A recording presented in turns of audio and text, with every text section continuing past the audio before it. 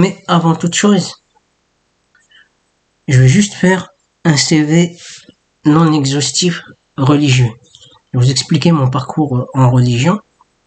Et rien que le parcours en religion, il va vous montrer que la personne qui parle sur moi, elle me calomnie et c'est impardonnable.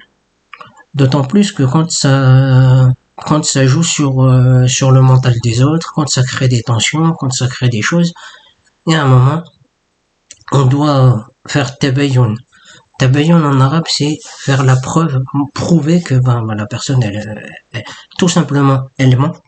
Déjà, elle ment par son comportement et elle ment parce qu'elle ne cherche pas à connaître ni à comprendre ce qu'on fait. Donc je vais vous montrer par A plus B que c'est de la calomnie, c'est de la médisance, c'est tout sauf quelqu'un qui veut faire quelque chose dans le bon sens. Donc moi je suis né en 1977 à Amiens. De 8 ans à 18 ans, j'ai suivi un cursus de formation en même temps que je suivais les cours à l'école classique. Les formations, c'était le mercredi après-midi quand j'avais pas cours, mercredi, samedi, dimanche. Et les soirs à la mosquée, quand il y avait des imams qui venaient de différents pays, soit du Maroc, soit d'Algérie, soit d'autres pays, on allait les interroger pour valider, pour comprendre les choses. Donc au bout de 10 ans de formation, entre 8 et 18, en 1995, en août 95, puisque j'avais un cheikh qui me suivait tous les ans quand j'allais au Maroc, puisque mes parents ils sont marocains, donc c'était au Maroc que ça se passait. Il y avait un cheikh qui venait me voir tous les ans, avec qui on parlait, on discutait. Il disait voilà, faut que tu travailles tel aspect, faut que tu fasses ça, faut que tu apprennes pour l'année d'après, faut que tu m'apprennes tant de pages de Coran, etc., etc. Donc quand il me revoyait à la fin de chaque année, il me faisait réciter le Coran que j'avais appris. Il me posait des questions sur les aspects qu'il m'a demandé de travailler. Et au bout d'une dizaine d'années, il a fait venir un cheikh un peu plus, d'après lui, plus compétent que lui, pour me questionner, pour m'interroger. Et le cheikh, il a dit, bon, écoute, lui, faudrait qu'il vienne dans nos cours pour qu'on puisse le former un peu plus, pour qu'il aille un peu plus loin. Bon, bref, ça a pas pu se faire, ça ne s'est pas fait, alhamdoulilah. Mais il a dit, il a la capacité d'expliquer aux gens les choses en utilisant le raisonnement analogique.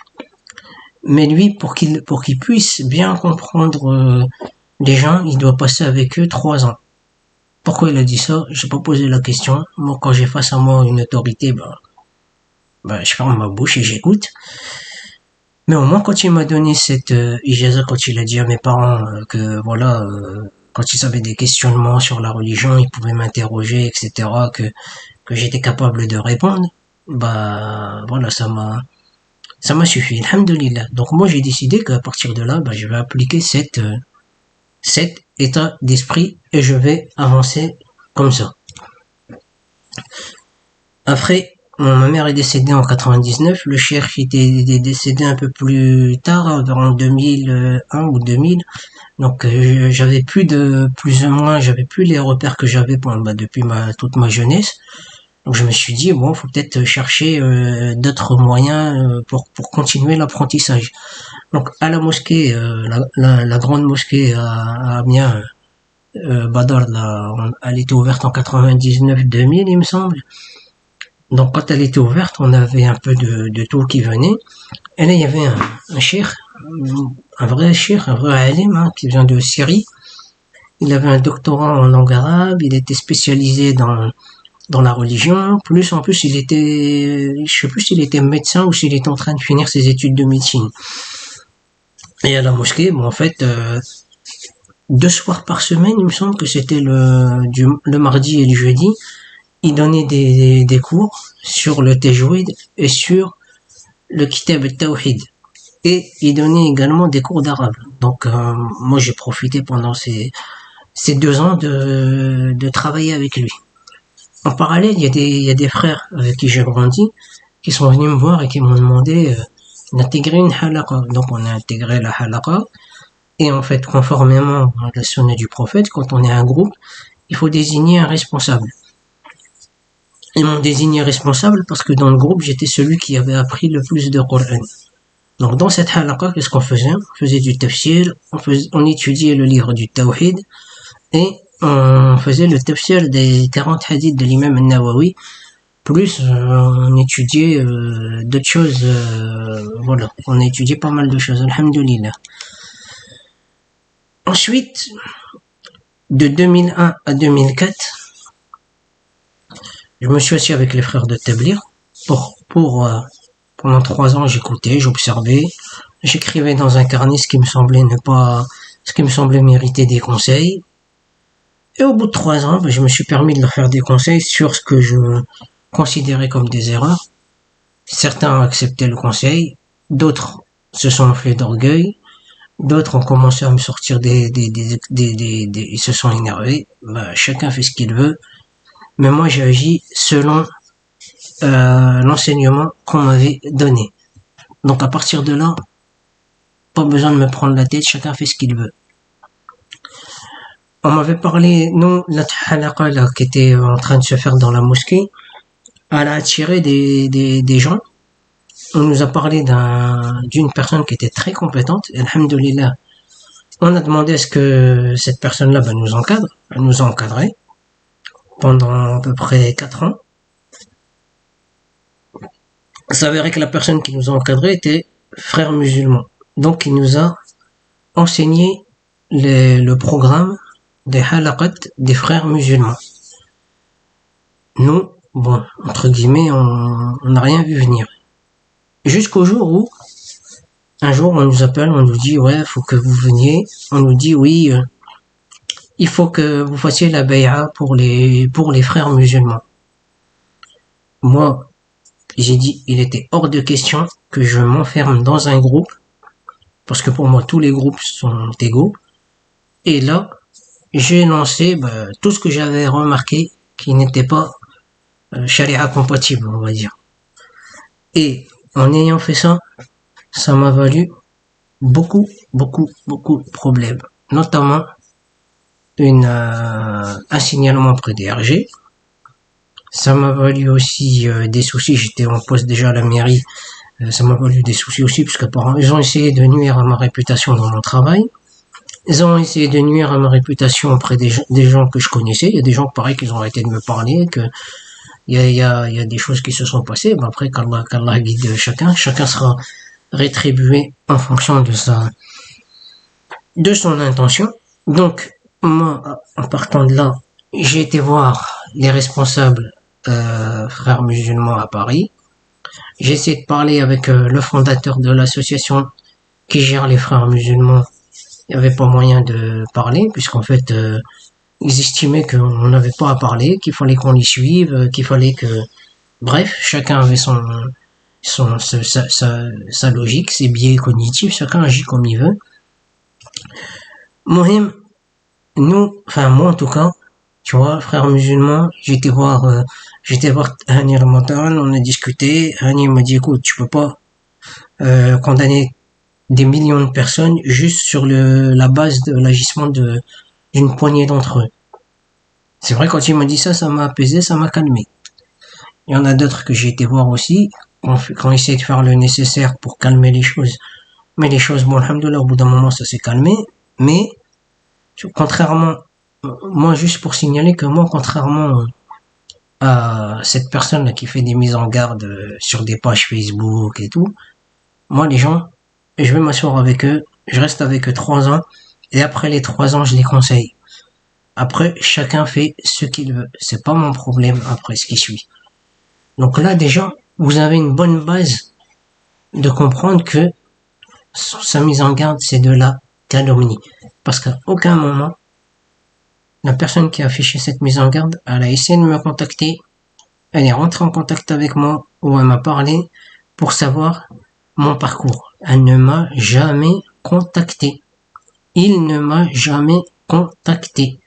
Donc, maintenant, il peut dire ce qu'il veut. Comme il dit lui-même dans ses messages, il ne peut s'en prendre qu'à lui-même. Donc, par la suite, toutes ces histoires de halaqa, toutes ces histoires d'assises avec les gens, tout, m'ont conduit à me focaliser sur le Coran, parce qu'il y a que ça de vrai. Donc, j'ai dit que j'allais me former sur j'allais faire des formations exclusivement sur le tajwid. Donc, je fais des formations sur le tajwid. En parallèle, comment partager des informations sur YouTube, sur Facebook, il y a une personne d'Égypte qui m'a contacté et qui m'a dit, lui, il était prof de français en Égypte. Et moi, alhamdoulilah, voilà, je cherchais à toujours peaufiner ma lecture du Coran. Donc il m'a dit, écoute, voilà, on va faire un truc, on va trouver un créneau. Moi, je t'enseigne le Coran et toi, tu m'enseignes le français. Donc c'est comme ça que ça s'est fait. Lui, il me donnait des cours de tajwid, une heure de tajwid et une heure de français. C'était très tôt le matin, juste avant d'aller au travail. On a fait ça pendant quelques mois. Et à un moment, il m'a dit, écoute, là, avec moi, pour moi, t'as le niveau nécessaire pour enseigner et je t'oblige à enseigner. Si tu n'enseignes pas, ça sera, en gros, c'est quelque chose que je demanderai à Allah que tu me rendes des comptes dessus parce que moi, je t'ai pas transmis tout ça pour que ça reste sans transmission. Donc, du coup, en réfléchissant comment j'allais faire pour enseigner, j'ai mis en place une page YouTube qui s'appelle Projet Tajwid. J'ai une page Facebook également dans laquelle j'enseigne les règles de la lecture sur la Riwaya House. Donc voilà. J'ai eu l'occasion d'aller à la Mecque pour faire une formation, pour faire la Umrah. Et en même temps, j'ai pu faire une formation sur un sujet qui s'appelait Adab al-Hiwar al-Nabawi, qui est tout simplement le bon comportement du prophète lors de ce qu'il dialogue avec les gens, qu'ils soient koufars, qu'ils soient musulmans, qu'ils soient responsables, qu'ils soient ceci, qu'ils soient cela. J'ai même eu l'occasion de m'asseoir avec des chouyours élèves de Cheikh Al-Uthaymin, Cheikh Al-Albani, Cheikh Fawzan, Cheikh Ibn Baz, Allah yarham man mat ou Allah yahfad man hay. D'accord, qu'Allah protège ceux qui sont vivants et qu'Allah accorde la miséricorde à ceux qui sont morts. Donc, ces chouyours-là, moi je leur ai posé la question, je leur ai dit voilà, nous en France, on fait des réunions, on reçoit les gens, mais de tous les groupes, et on essaie d'ouvrir le débat pour amener les gens vers la raison, etc., etc. Est-ce que ce qu'on en fait, c'est bien ou c'est pas bien? Ils nous ont dit, c'est exactement ce qu'il faut faire. Il fait parce que nous-mêmes ici, c'est ce qu'on fait.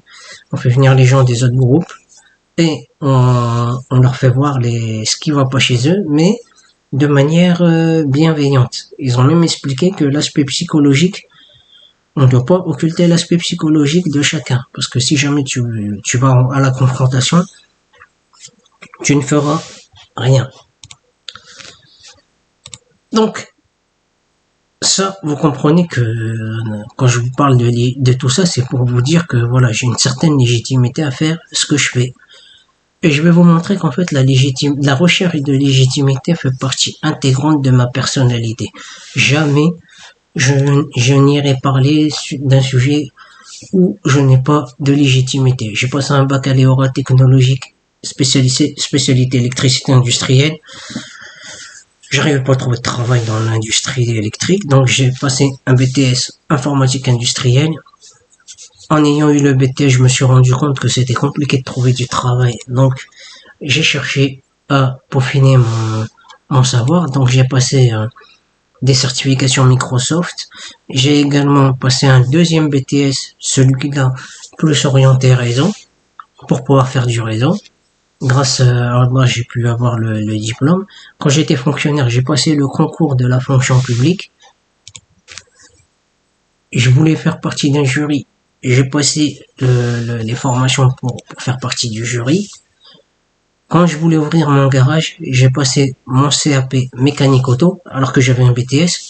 Donc vous voyez un peu, ça explique un peu les gens qui vous disent, alors qu'il y avait des gens, je leur ai dit, ouais, bah les gars, faut faire la formation. Là, tu me dis, ouais, moi je suis ingénieur, je peux repasser un CAP. Enfin bref, pour vous expliquer que il faut chercher la légitimité.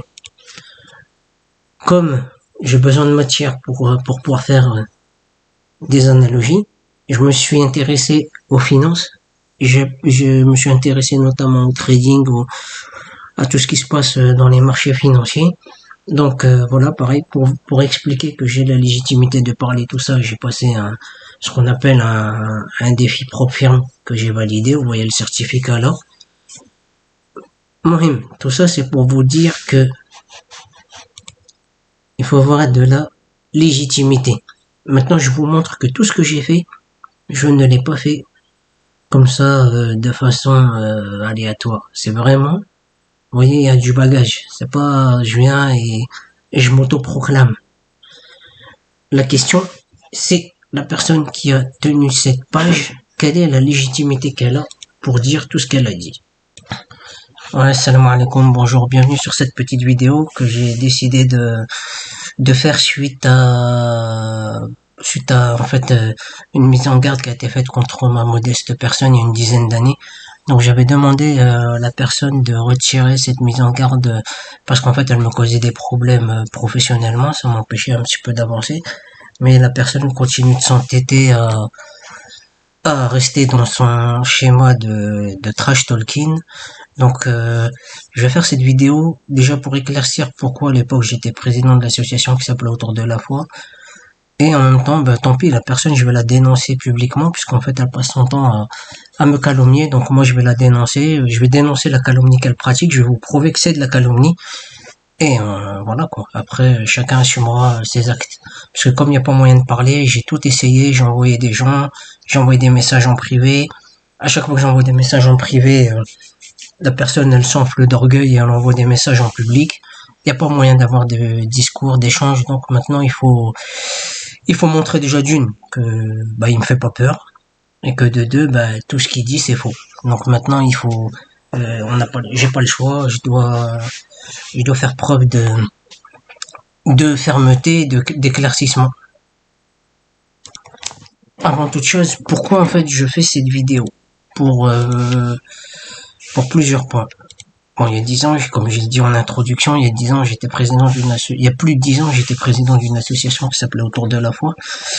Donc cette association bah, faisait des activités, elle invitait des conférenciers, on essayait d'ouvrir le débat au niveau de la religion musulmane. Bon, avec le Covid, du coup, l'association elle a pris un coup, on a arrêté de faire nos activités, on a clôturé l'association, donc on avait décidé de clôturer l'association, voilà. Et cette personne, en fait, bon, quand j'étais président de l'association, bon, elle s'est levée un matin, elle s'est dit ouais, voilà. Je suis un spécialiste de la mise en garde, donc je vais faire des mises en garde contre l'association. Elle a fait une page. Cette page, elle l'a appelée Autour de l'égarement, comme quoi, voilà, fait preuve de beaucoup d'imagination. Et et dans cette page, ben, elle me calomniait. Et je vais vous prouver en fait que c'est de la calomnie. Du coup, moi, en fait, ce qui s'est passé, c'est que là, bah, je suis un peu dans la nouvelle technologie. J'essaie de trouver un travail. Et en discutant avec une personne RH d'un grand groupe, j'avais fait l'entretien RH, j'avais fait l'entretien technique, mais malgré tout, j'avais pas été pris. Donc quand j'ai demandé, parce que quand la personne m'a appelé, elle m'a dit ouais voilà moi ça va pas être possible de travailler avec nous. Quand je lui ai demandé pourquoi, elle m'a dit bon bah quand tu tapes sur Google, voilà on tombe sur des choses, on tombe sur des choses bizarres te concernant. Donc le groupe il veut pas prendre de risques en embauchant des gens avec de telles informations qui circulent sur lui. Moi, j'ai dit ok, c'est de bonne guerre, c'est tout à fait normal. D'autant plus que ces choses sont des mensonges, sont de la calomnie et de la médisance. Bon, entre la calomnie et la médisance, c'est que on dit que quand on parle derrière quelqu'un, je parle de façon islamique, hein, quand on parle derrière quelqu'un d'un défaut qu'il a, c'est de la médisance. Mais quand on parle de quelqu'un d'un défaut qu'il n'a pas, ou d'une action qu'il est en train de faire et qu'on lui prête une intention qui n'est pas la sienne, bon, on appelle ça de la calomnie. Donc, impossible de raisonner la personne, ça fait 10 ans que ça dure. Donc là, maintenant, la personne, dès que je lui envoie un message pour essayer de calmer ou d'apaiser les tensions, il n'y a pas moyen. D'autant plus que moi, de mon côté, en fait, je m'en fiche. La personne a fait ce qu'elle veut, c'est pas mon problème. Mais là, depuis 10 ans, j'ai pas répondu, j'ai laissé faire. Mais le fait de pas répondre, c'est un peu valider la médiocrité de travail de cette personne. Donc il y a un moment, il faut faut un petit peu montrer les crocs et expliquer les choses. Je cite ce verset, non pas pour cette personne, mais pour les personnes qui ont reçu des messages de la personne qui a décidé de me calomnier. Parce qu'il y a eu plusieurs types de comportements, il y en a eu trois. Il y a eu ceux qui ont reçu l'info, qui ont essayé de me rencontrer pour discuter. On s'est rencontrés, on a discuté, il y en a avec qui j'ai mangé, il y en a ça s'est fait par téléphone, il y en a ça s'est fait par Messenger, il y en a ça s'est fait par WhatsApp. Mohim, il y a des gens qui ont essayé de comprendre pourquoi je subissais de telles attaques.